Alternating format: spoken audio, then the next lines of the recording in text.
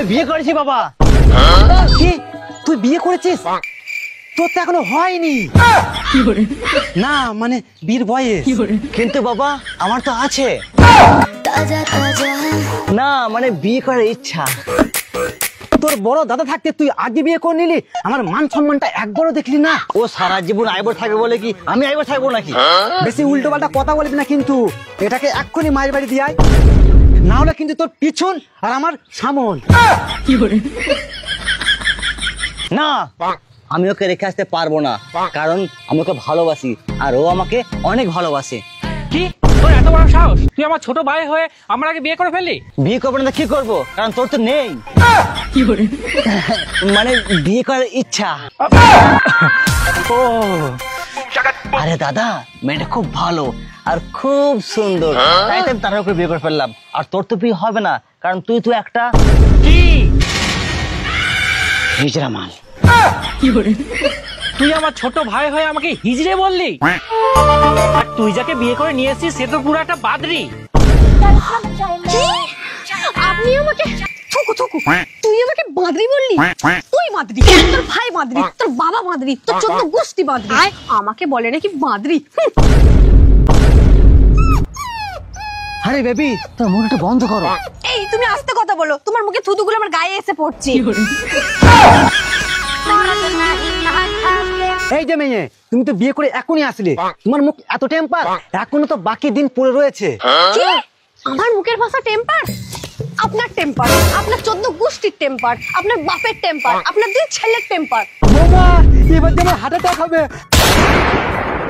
আহা শ্বশুর মশাই এত তাড়াতাড়ি চলে যাবেন? বৌমা মুখ সামনে কথা বলো, আমরা কিন্তু তোমার বাবা দাদা হই। নিকুচি মেরেছে বাবার দাদার।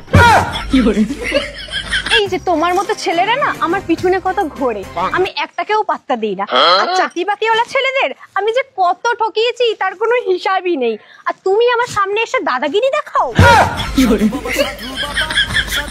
কি হলো সোনা? ভাই তুই শেষমেশ একটা থার্ড ক্লাস মেয়েকে বিয়ে করলি? ছি ভাই ছি, তোর জায়গায় যদি আমি থাকতাম না আমি কখনো এরকম একটা মেয়েকে বিয়ে করতাম না। তুমি আমাকে থার্ড ক্লাস মেয়ে বললে? তুমি জানো কত চাকরিওয়ালা ছেলে আমাকে প্রপোজ করেছে, আমি তাদের কাউকে অ্যাকসেপ্ট করিনি, কারণ আমি তোমার ভাইকে সত্যিকারের ভালোবাসি। তাই ও বেকার থাকা সত্ত্বেও ওকে আমি বিয়ে করেছি। শোনো, তোমার মুখটা না আমি একেবারের জন্যও দেখতে চাই না, তাই এই বাড়িতে থাকতে তুমি তোমার মুখটা আমাকে দেখিও না। দাদা দাদা এই দেখ তো সরকারি চাকরি লেগেছে।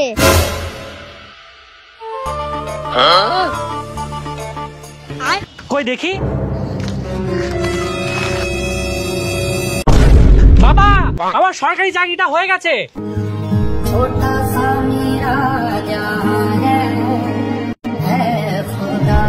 বাবা তুই কি বলছিস? হ্যাঁ বাবা আমার সরকারি চাকরি লেগে গেছে। যাক আমার বড় ছেলে একটা চাকরি পেয়ে আমার মুখ উজ্জ্বল করেছে। এখন আমি আমার বড় ছেলেকে একটা সুন্দরী মেয়ে দেখে বিয়ে দেব, আর আমার জমি সম্পত্তি যা আছে সব বড় বৌমার নামে লিখে দেব। বাবা তোমার সরকারি চাকরি লোভ থাকতে পারে, দাদা থাকতে পারে, কিন্তু আমার আর আমার বউয়ের তোমার সম্পত্তির প্রতি কোনো লোভ নেই, কেন আমার বউ অত লোভী না। আমি সেই ছোটবেলা থেকেই তোমার মতো একটা চাকরিওয়ালা ছেলে খুঁজছিলাম, কিন্তু পাচ্ছিলামই না, তাই জন্যই তো ওর পাল্লাই পড়েছিলাম। কিন্তু তুমি যে আমাকে থার্ড ক্লাস মেয়ে বললে। আরে না না, ওটা তো আমি মিছি মিছি বলেছিলাম, আমিও তো তোমার মতো একটা সুন্দরী মেয়ে খুঁজছিলাম।